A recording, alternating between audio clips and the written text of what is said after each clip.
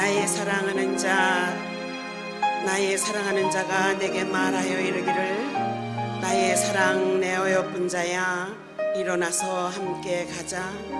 무화과 나무에는 푸른 열매가 익었고 포도나무는 꽃을 피워 향기를 토하는구나. 나의 사랑 나의 어여쁜 자야 일어나서 함께 가자. 우리 육남선교회를 섬기고 계시는 이선우 집사님 나오셔서 기도 인도하십니다.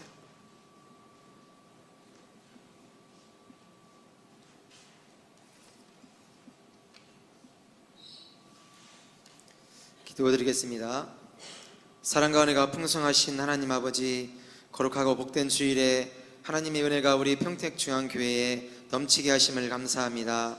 영원한 생명을 허락하시기 위해 독생자 예수 그리스도를 우리를 위해 보내주시고 구속의 십자가를 지게 하신 하나님의 그 큰 은혜와 사랑을 이 시간 찬양으로 영광 올려드립니다. 부족하여 실족하기 쉬운 저희들을 하나님 나라의 동역자인 몸된 교회의 구역장으로 불러 세워주시고 오늘 특별히 구역장 헌신 예배를 드릴 수 있는 은혜를 허락하여 주심을 감사드립니다. 구역장의 본분에 맞는 인격과 품성을 품게 하시고 열매를 맺기 위해 발로 뛰며 무릎으로 주님께 기도하는 구역장이 되게 하여 주시옵소서. 구역은 한 사람 한 영혼을 주님 사랑으로 가슴에 품고 사랑과 헌신으로 섬기는 구역장이 될 수 있도록 인도하여 주시옵소서. 구역장의 가정과 삶의 터전을 지켜주시며 귀한 사명 잘 감당할 수 있도록 지치지 않은 열정과 영혼 사랑의 주님 심정을 허락하여 주시고 늘 말씀 묵상을 통해서 풍성한 은혜로 구역을 성장시켜 나가며 구역 부흥을 위해 기도를 쉬지 않는 구역장이 되게 하여 주시옵소서. 구역의 부흥이 교회의 부흥임을 알고 각 구역 모임이 활성화되어 각 구역의 가정이 복을 받게 하여 주시옵소서.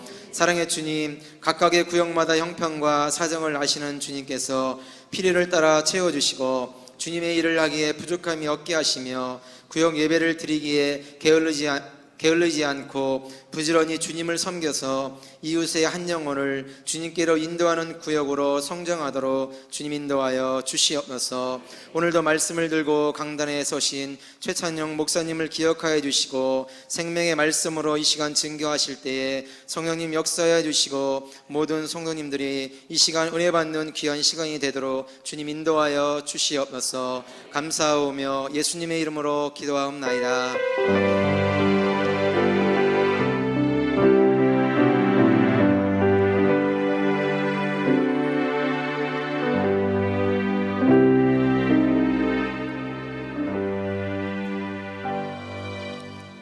찬송가 430장 하나님께 올려드립니다. 430장입니다. 430장. 주와 같이 길 가는 것 즐거운 일 아닌가? 우리 주님 걸어가신 발자취를 밟겠네. 박수 치면서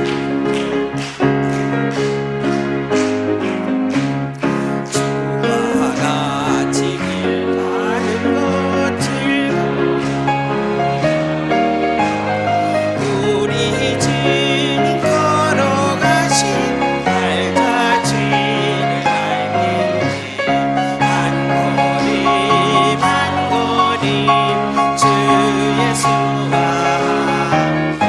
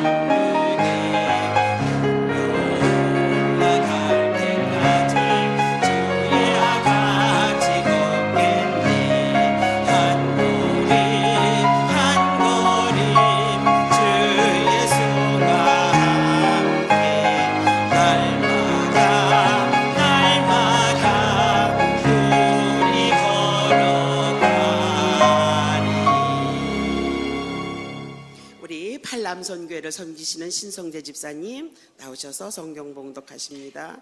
이어서 우리 구역장님들 모두 나오셔서 특성 올려드립니다. 오늘 우리에게 들려주실 말씀은 역대상 17장 말씀입니다. 역대상 17장 1절부터 4절까지 말씀입니다. 구약성경 637면에 있습니다.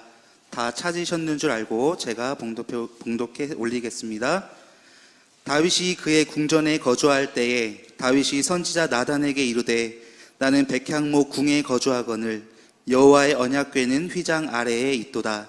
나단이 다윗에게 아뢰되 하나님이 왕과 함께 계시니 마음에 있는 바를 모두 행하소서. 그 밤에 하나님의 말씀이 나단에게 임하여 이르시되 가서 내 종 다윗에게 말하기를 여호와의 말씀이 너는 내가 거할 집을 건축하지 말라. 아멘.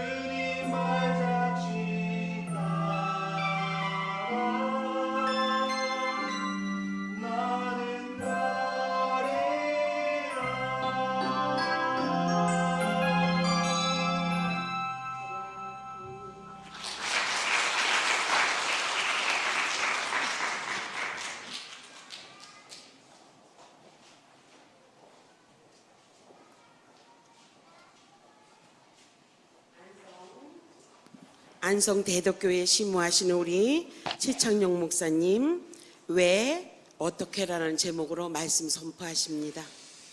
네, 수고하셨습니다. 우리 말씀 듣기 전에 우리 또 강사님으로 오신 우리 최찬영 목사님에 대해서 잠깐 소개를 드리고 말씀을 드리면 좋겠습니다. 우리 최찬영 목사님은 안성 대덕교회의 담임 목사님을 심우하시고 저희 남수원 노회, 같은 남수원 노회 소속인데 증경 노회장으로 역임하시고요.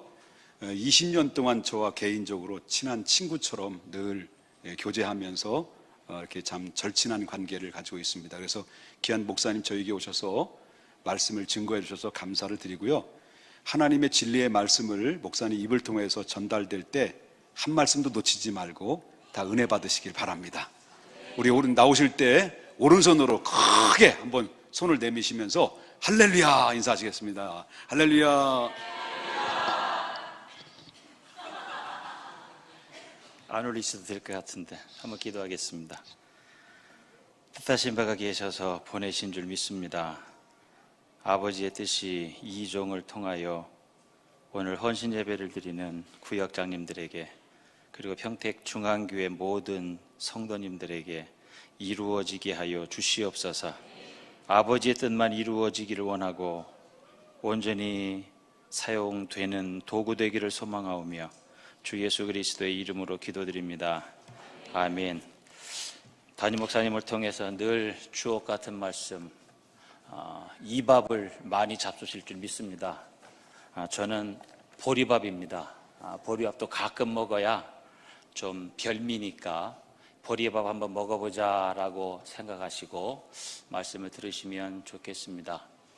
저는 좀 저급한 사람입니다. 고급진 사람이 되지 못하고 저급한 사람이라 저급한 표현을 하자면 구역장, 날고기는 분들이네요. 그죠? 평택중앙교회에서 한 가닥 하신다고 하는 분들 같습니다. 아닙니까? 왜들 대답이 없으셔요? 아니십니까? 네. 귀한 사역을 맡아 감당하고 계신 여러분들 뵈니까 참 좋고 제가 섬기는 교회는 아니지만 목사님 말씀하셨던 것처럼 제가 늘 존경하는 목사님이십니다. 그 목사님을 도와서 함께 사역하는 그 모습일 때 참으로 아름답습니다. 우리 구원의 여정을 총 9가지 단계로 우리 신학에서는 이야기합니다. 첫 글자를 따르면 소중회신 칭수성성명이라 소명, 중생, 회심, 신앙, 그리고 칭의 수양은 양자됨, 수양, 그 다음에 성화, 성도의 견인, 영화, 이렇게 9단계를 거쳐서 우리가 구원의 자리에 이른다, 그렇게 신학에서는 말하고 있습니다. 물론 이 9가지의 구원서정은 순서상의 문제는 아닙니다. 논리상의 문제입니다. 이런 과정을 겪어서 우리가 천국에 들어간다라고 하는 논리적인 순서입니다. 그런데 거기에 맨 먼저에 보면 소명이라고 하는 것이 있습니다. 소명에는 크게 2가지로 나눌 수 있습니다. 하나는 구원애로의 부름, 다시 말하면 멸망된 자리에서 하나님의 백성이 되고 구원의 자리로 옮겨지는 구원애로의 부름이 첫 번째고, 또 다른 소명은 모든 구원애로 부름받은 사람들은 필연적으로 사명애로의 부름을 입었다, 이렇게 이야기해요. 그러니까 다시 말하면 하나님의 사람으로 부름받은 사람들은 모두 다 하나님의 거룩한 사역 앞에 일꾼으로 부름받았다라고 하는 이야기입니다. 그러므로 특별히 구역장님들 뿐만 아니라 이 자리에 앉아 계신 모든 중앙교회 성도님들 마찬가지로 다 여러분들은 하나님의 구원받은 백성임과 동시에 하나님의 거룩한 사역을 위하여 부름받은 일꾼이라는 사실을 꼭 기억하실 수 있기를 바랍니다.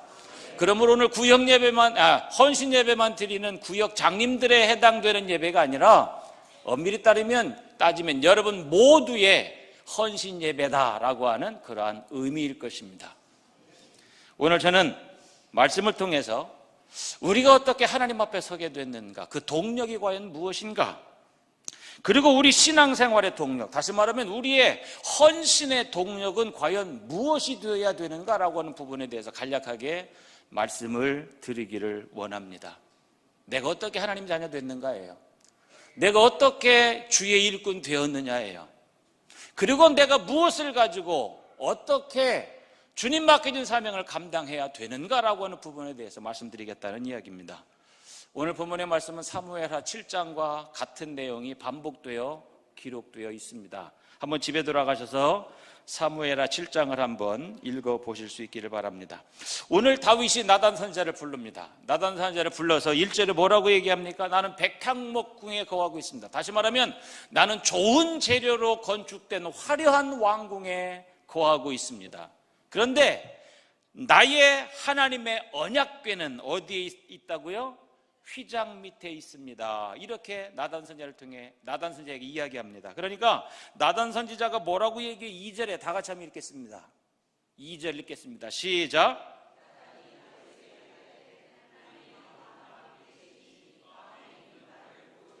야, 다윗과 나단 선지자 이 관계가 굉장히 부럽습니다.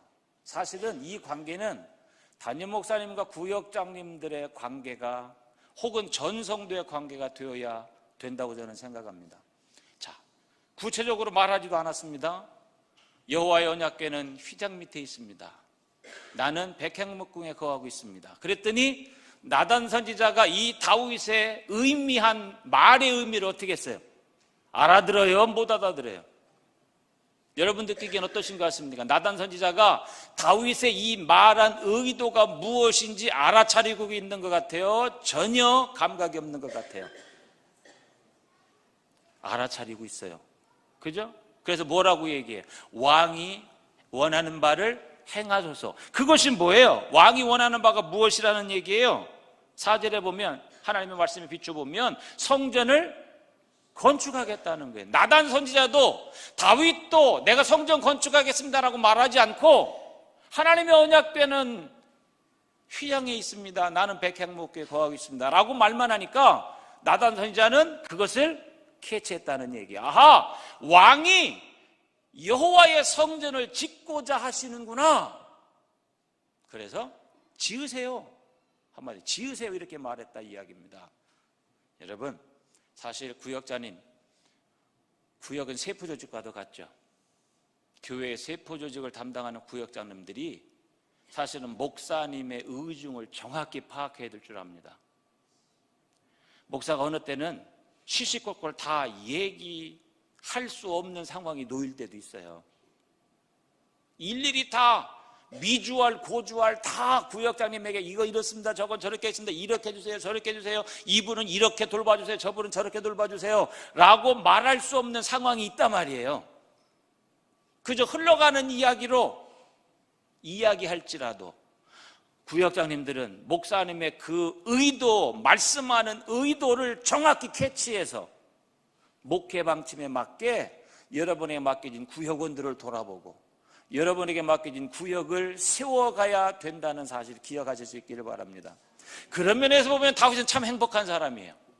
그런 면에서 보면 참 행복한 사람이에요. 여러분의 담임 목사님 행복하시겠죠? 여러분 구역장님들 때문에? 어떠신 것 같아요? 자신이 없으신 것 같아요. 대답이 어떠실 것 같아요? 사실 저에게 안 오실 거니까 말씀하지 마세요. 우리 식구들도 잘해요.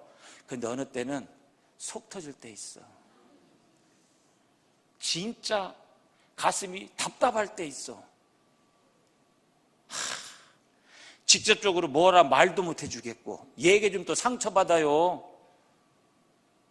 그러니까 얘기도 못 해주겠고. 여러분, 담임 목사님의 의도가 무엇인지 파악하실 수 있기를 바랍니다. 자, 성전을 짓겠다고 얘기해요. 그러니까 하나님 뭐라고 말씀하셔요? 안 된다. 그죠? 4절에 안 된다. 너는 나의 거할 집을 건축하지 말라. 왜 건축하지 말라라고 하는 말씀은 역대상 22장 3절에 보면 아주 자세하게 잘 나타나 있습니다. 22장 8절 제가 읽어드립니다. 여호와의 말씀이 내게 임하여 이르시되 너는 피를 심히 많이 흘렸고 크게 전쟁하였느니라. 네가 내 앞에서 땅에 피를 많이 흘렸은즉 내 이름을 위하여 전을 건축하지 못하리라. 건축하겠다고 하니까 건축하지 못하게. 이유는 피를 많이 흘려서. 여러분, 다윗의 생애를 한번 생각해 보시기 바랍니다. 다윗이 자기 멋대로 행한 적이 있습니까? 다윗이 하나님의 부름을 받고 난 이후에 자기 생각대로 자기 뜻대로 행동한 적이 있느냐고요. 어떻게 생각하십니까? 있다고 생각하십니까? 없다고 생각하십니까? 죄송하지만 그는 없습니다.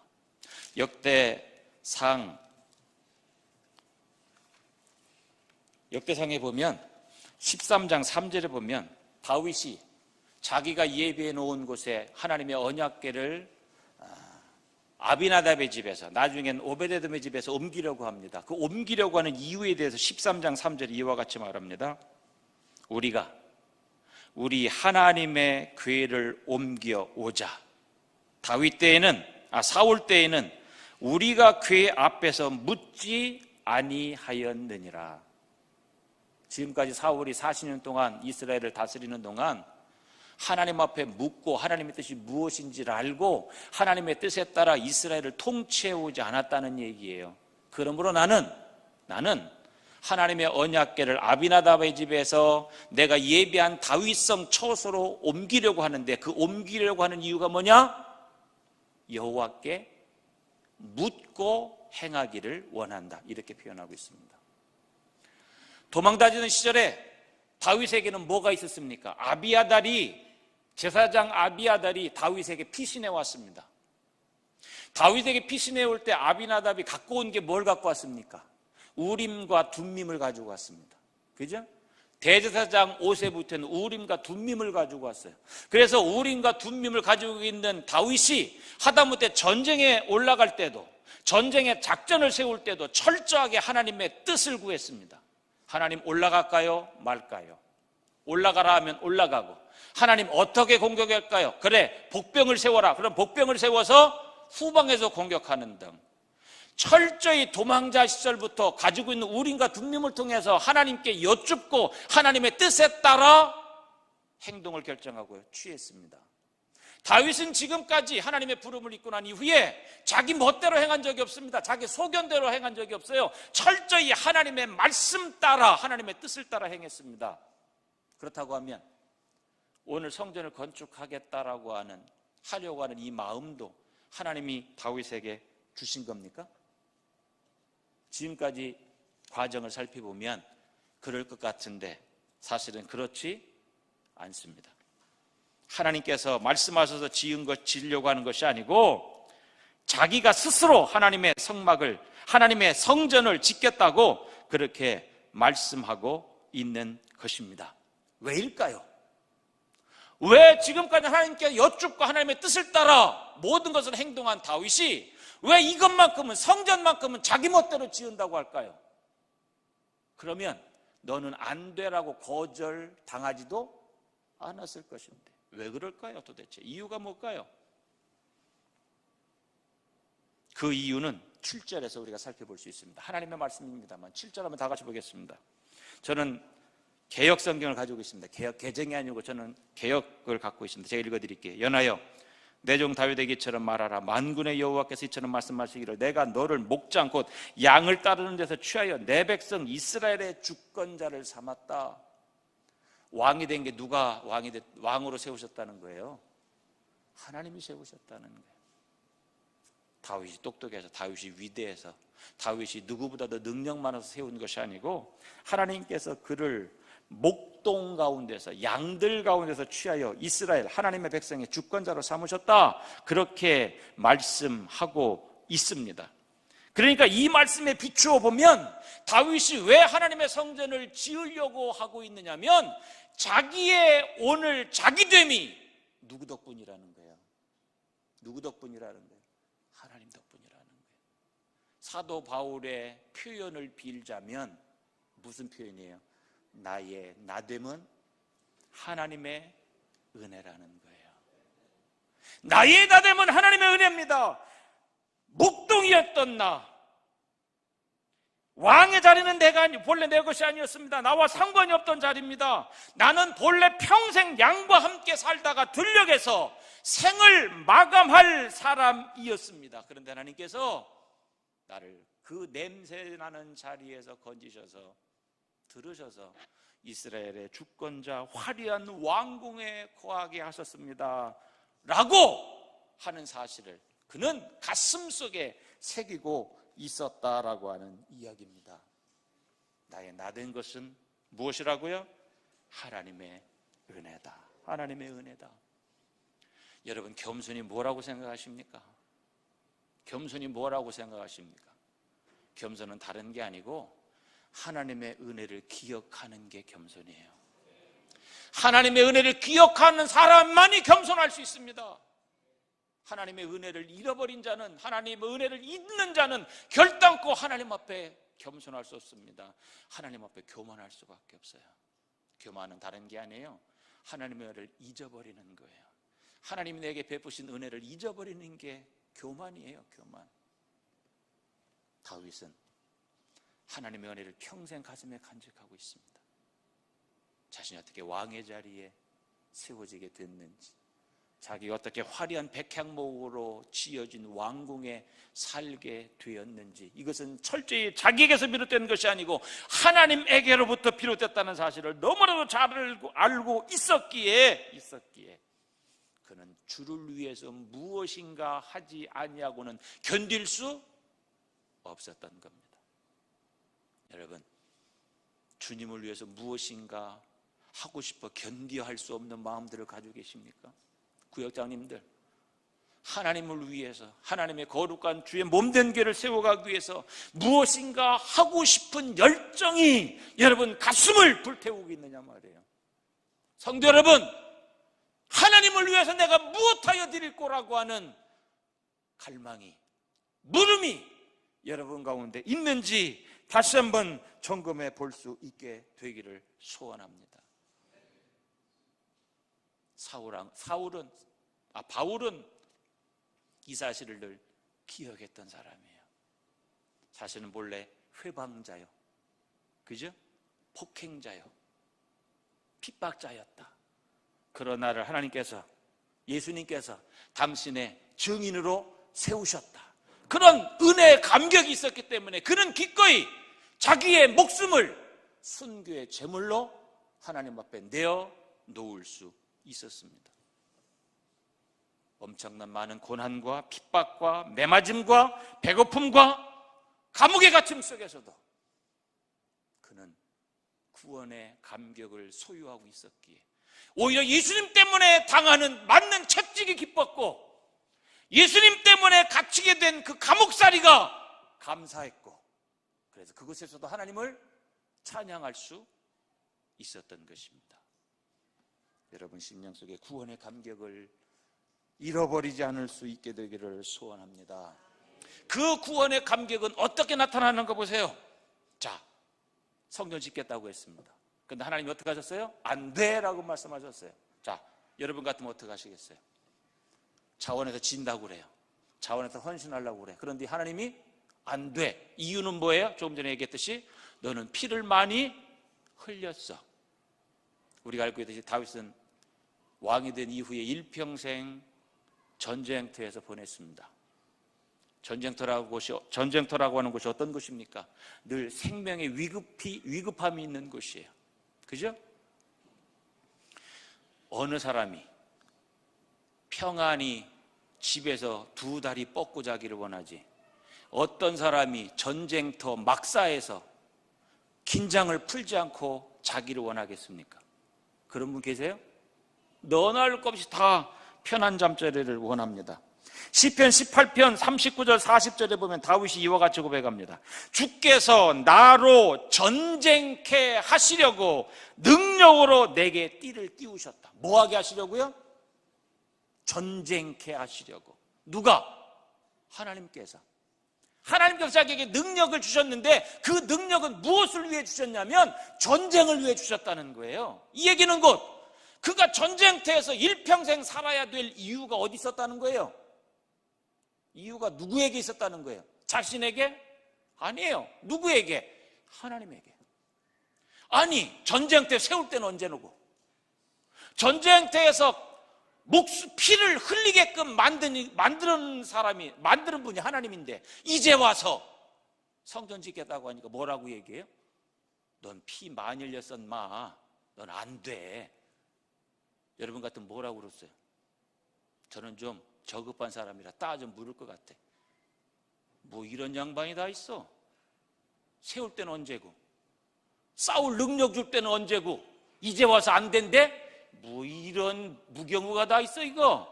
이러지 않겠어요? 만약에 목사님께서 여러분들에게 어떤 일을 맡기셨어요. 그런데 열심히 맡겨서 해놨더니 나중에서 하는 얘기가 이거 누가 시켰어? 이거 왜 했어? 이거 이러면 어떡하실 거예요? 에? 이거 왜 했어? 왜? 그럼 어떡하실 거냐고. 여긴 다 천사만 계시네. 저 같으면 뚜껑 열어서 못 견딜 것 같아. 목사님이 시켰잖아요. 처음엔 조용조용히 하겠지. 목사님이 시켰잖아요. 내가 언제? 시켰잖아요. 기억이 없는데 무슨 얘기예요? 시켰잖아요. 그러다가 나중에 안 되면 어떻게 돼? 이제 언성이 높아지는 거지. 계급장 뛰는 거지. 계급장 뛰고 하면 붙자 이거지. 다윗 같은, 만약에 제가 다윗이었으면 계급장 뛰고 하면 붙자 그랬을 것 같아.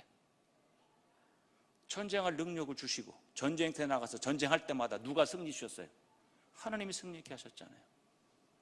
이기게 하셨잖아요. 그래서 하나님이 가나안 정복할 때 약속하셨던 거의 대부분의 땅을 다윗이 회복했거든요. 영토로 확장했거든요. 그러니까 지금 하나님의 나라를 다윗이 건설하기 위해서 전쟁을 치른 거예요. 하나님이 능력 주셔서. 그런데 하신다는 말씀이 안 된대. 안 된대. 너는 멋진데 피를 많이 흘려서. 저 같으면, 그렇게 되면 알겠습니다. 손 띄겠습니다. 나 이제 다시는 간섭하지 않겠습니다. 하나님이 휘장 밑에 거하든지 말든지, 좋은 금으로 된 집에 거하시든지 말든지 나는 전혀 신경 안 쓰겠습니다. 이제 끝입니다. 말씀하지 마세요 하고 뒤돌아섰을 것 같아요. 근데 다윗이 어떻게 했을까요? 다윗이 어떻게 했습니까? 역대상 22장에 보면 다윗이 성전 건축을 위해서 필요한 돌, 필요한 철, 무게를 댈 수 없을 정도의 놋, 백향목, 금, 은, 보석, 모든 것을 준비합니다. 특별히 22장 14절에 보면 이와 같이 말합니다. 내가 환난 중에 여호와의 전을 위하여 금 10만 달란트와 은 100만 달란트와 놋과 철을 그 중수를 셀 수 없을 만큼 심히 많이 예비하였고 또 제목과 돌을 예비하였으나 너는 더할 것이라. 어떤 중에 예비했다고요? 평안할 때? 환난 중에. 어떤 중에요? 환난 중에. 여러분, 성전을 짓겠다고 난 이후에, 하나님의 거절을 당하고 난 이후에 다윗의 삶이 어땠습니까? 여전히 전쟁터의 삶입니다. 말년에는 압살롬의 반역이 있었습니다. 그리고 이제 선위할 때, 양위할 때 정도 되니까 이제 누가 왕권을 노립니까? 아도니아가 노립니다. 그죠? 아들이 아버지가 위임하지도 않았는데 백성들의 마음을 훔쳐요. 재판을 통해서. 그래서 자기가 왕이 되려고 해요. 한순간도 다윗은 평안하게 살아본 적이 없습니다. 그의 연속은 환난의 연속이었습니다. 그런데 환난이면 인간은 뭐 하기 바빠요? 내게 닥친 어려움을 극복하기 바쁘잖아요. 어떻게 하면 이 환난에서 내가 자유로울 수 있을까? 이 환난에서 나의 생명을 지킬 수 있을까라고 하는 것이 인간의 관심인데 다윗의 관심은 여전히 뭐였어요? 하나님의 성전이었어요. 거절당한 성전, 짓지 말라고 하는 성전, 그 성전을 위해서 모든 것을 준비했어요. 금만 해도 10만 달란트, 한 달란트는 600데나리온입니다. 한 데나리온은 노동자 하루 품삯입니다. 한 달란트는 금으로 34.272kg입니다. 266.666돈입니다. 한 달란트가. 근데 몇 달란트? 10만 달란트. 상상이 갑니까? 그 액수가? 상상이 안 가죠. 그것 준비했으면 다 준비했을 것 같은데 그것만 갖고 안 될 거라고 생각하니까 역대상 29장에 뭐라고 얘기하냐면 사유의 금, 자기 개인의 금, 은으로 내 하나님 성전을 위하여 드렸다 이렇게 얘기하는데 얼마를 드렸느냐면 금 3,000달란트, 수는 7,000달란트. 준비한 것 이외에 개인적으로 또 엄청난 것을 하나님의 성전을 위해서 자원하여 드립니다. 다윗의 관점은요, 보통 우리의 관점은 내가 하느냐 내가 하지 않느냐예요. 그렇지 않습니까? 교회 일도 내가 하느냐 나 아닌 다른 사람이 하느냐. 내가 하면 열심히 하려고 하지만 남이 하면 보통은, 여기는 아니고 보통은 별반 관심을 기울이지 않는 게 일반적인 모습입니다. 그런데 다윗은 어때요? 내가 성전을 짓느냐 내가 짓지 않느냐가 관심이 아니에요. 그의 관심은 뭐예요? 다윗의 관심은 성전이 지어지는 게 관심이에요. 누가 그 일을 감당하느냐가 관심이 아니에요. 내가 안 해도 비록 내 아들이 할지라도 성전만 뭐 하면 돼? 지어지면 돼. 성전만 지어지면 돼. 내가 하지 않아도 내 옆에 있는 다른 구역장이 교회를 위해서 일해도 나는 하지 않지만 그 구역장을 통해서 그 성도를 통해서 주의 몸된 교회 평택중앙교회가 세워질 수만 있다면 우리는 기뻐해야 돼요. 우리는 감사해야 돼요. 우리는 적극적으로 협력해야 돼요.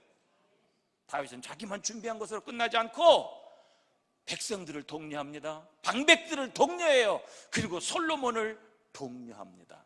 그래서 뭐가 이루어질 수 있도록? 성전이 지어질 수 있도록. 이게 진정 은혜를 아는 사람의 모습이에요. 이게 진짜 하나님으로부터 받은 은혜를 아는 사람들의 헌신의 모습이에요. 신앙의 모습이에요. 신앙의 모습. 나는 아니어도 좋습니다, 주여. 그러나 누군가가 주님의 몸된 교회를 세울 수만 있으면 하나님 되겠습니다.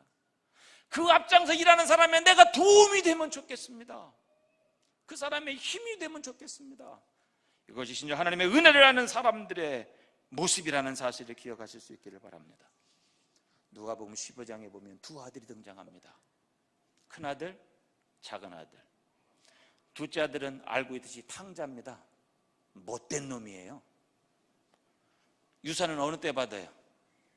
유산은 어느 때 받는 거예요? 보통 부모가 돌아가시면 받는 거잖아요.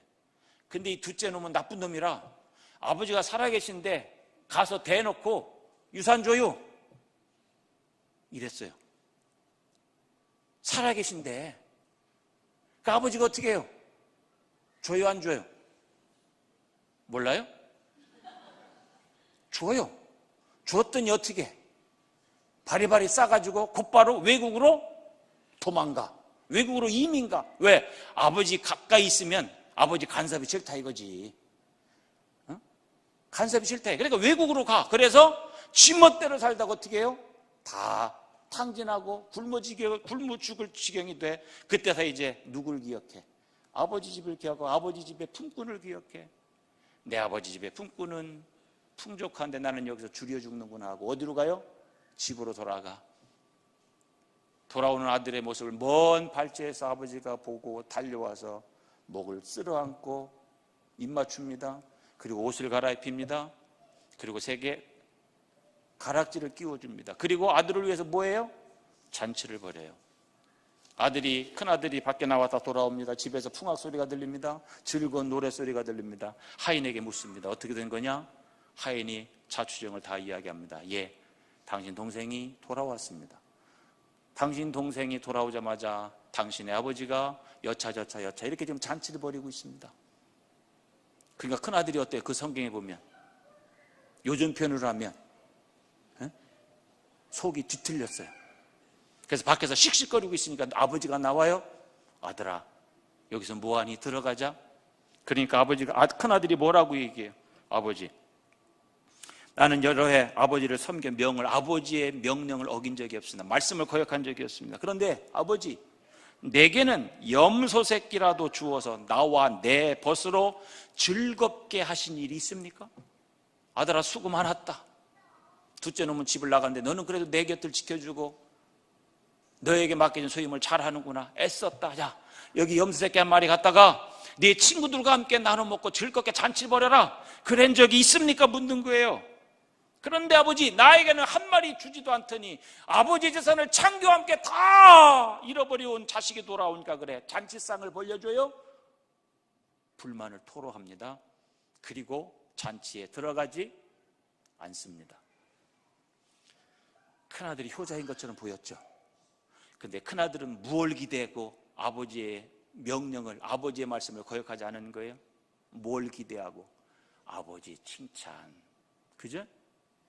송아지라도 하나 줘가지고 잔치라도 벌일 아버지의 인정, 아버지 인정을 받고 싶었던 거야. 그런데 아버지가 인정해줘야 안 해줘요?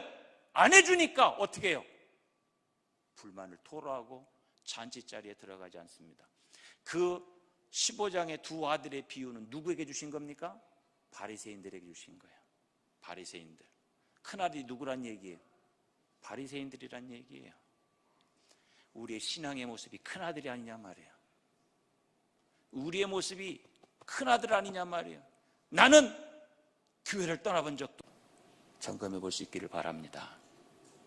만약에 우리가 그것을 기대하고 지금까지 충성했다면, 하나님이 허락하신 그 무엇인가를 기대하면서 사명을 지금까지 감당했다면 우리는 하나님의 은혜에 감격해서 감당하는 자들이 아닙니다. 여전히 무엇인가를 기대하고 대가를 기대하는, 하나님의 보상을 기대하는 것에 불과할 것입니다. 여러분이 어떻게 하나님 앞에 있습니까? 여러분이 어떻게 하나님의 구원받은 백성 되었습니까? 여러분이 어떻게 구역장이라고 하는 막중한 책임을 맡게 되었습니까? 처음에 우스갯소리처럼 여러분이 난다 긴다 하는 분이기 때문에, 여러분들이 중앙교회에서 파워가 있기 때문에 아니에요. 하나님의 은혜인 줄 믿습니다. 하나님의 선물입니다. 하나님의 은혜입니다. 오늘 내가 있음의 동력은 하나님의 은혜입니다. 그러므로 우리 신앙생활, 우리의 헌신의 동력 역시 이 하나님이 베푸시는 은혜가 동력이 되어야 될 것입니다. 그러기에 맡은 자들은 더 많이 기도해야 돼요. 그러기에 맡은 자들은 더 많이 주님의 능력을 구해야 돼요. 주여, 내게 맡기신 사역이 너무나도 귀합니다. 내게 맡겨진 사역이 세상적인 일이 아니라 영적인 일입니다. 영적인 일이기에 육신의 지혜와 능력으로 감당할 수 없고 오직 하나님이 베풀으시는 은혜 속에 성령의 능력 속에 감당할 수 있사오니 나의 세워짐이 주님의 은혜이듯이 나의 사역 감당함도 주님 베푸시는 은혜로 감당케 하옵소서라고 하는 메어달림이, 부르짖음이 하나님 앞에 있어야 되는 것입니다. 우리는 무익한 종의 고백을 잘 알고 있습니다. 마땅히 제가 해야 될 일을 했을 뿐입니다. 마땅히 제가 해야 될 일을 했을 뿐입니다. 혹시 주인님 더 원하시는 것이 없습니까? 주인님, 제가 더 무엇하기를 원하십니까? 여쭙는, 그리고 기쁨으로 자원함으로 맡겨진 거룩한 사역을 감당하는 저 여러분들 되시면 좋겠습니다. 가장 무서운 사람이, 어떤 일에 가장 무서운 사람이 어떤 사람이라고 말합니까? 즐기며 하는 사람이래요. 즐기며 하는 사람. 남이 시켜서 하는 게 아니고 내가 그 일 하는 게 너무나도 기뻐, 너무나도 즐거워. 그래서 남이 시키지 않아도 스스로 하는 거야. 시간을 내서. 그 사람이 세상에서 가장 두렵답니다. 가장 무서운 사람이라는 거예요. 여러분들 어떻게 감당해 오셨고 어떻게 감당하기를 원하십니까? 기쁨으로, 자원함으로, 감격해서, 감사함으로 감당하기를 원하십니까? 아니면 무엇인가 보상을 기대하는 마음으로 감당하기를 원하십니까? 주여, 내가 여기 있사오니 나를 보내소서. 주여, 나를 세우셨사오니 주여, 나를 통하여 내게 맡겨진 구역이 아름답게 세워져 가게 하시고 구역원들이 말씀과 주의 은혜 가운데 세워져 가게 하시고 부흥되게 하시고 더 나아가 내 구역이, 내가 섬기는 구역이 부흥됨으로 평택중앙교회가 부흥되게 하옵소서라고 하는 간절한 바람이 우리 가운데 있기를 소원합니다. 여러분, 특히나 맡은 사람들은요, 눈에서, 특히나 구역장님들은 눈에서 눈물이 멈추면 안 돼요. 구역장들의 눈에서는 계속해서 눈물이 흘러야 돼요. 자신의 믿음을 위해서 기도할 때도 주의 은혜가 내 속에 부어짐으로 흐르는 눈물이 있어야 되고요. 내게 맡겨진 양떼들을, 구역원들을 생각하면서 기도할 때도 내 눈에서 그들을 사랑하는 마음의 눈물이 흘러내려야 됩니다. 눈물이 마른 순간, 은혜의 눈물이 마른 순간 우리는 강팍해질 수밖에 없습니다. 계속해서 기도할 때마다 성령께서 여러분의 마음을 움직여 주심으로, 여러분의 마음에 감동을 주심으로 늘 은혜의 눈물, 기쁨의 눈물, 감격의 눈물이 여러분 눈에서 흘러내릴 수 있고 여러분 심령 가운데서 흘러내릴 수 있기를 축복합니다. 기도하겠습니다.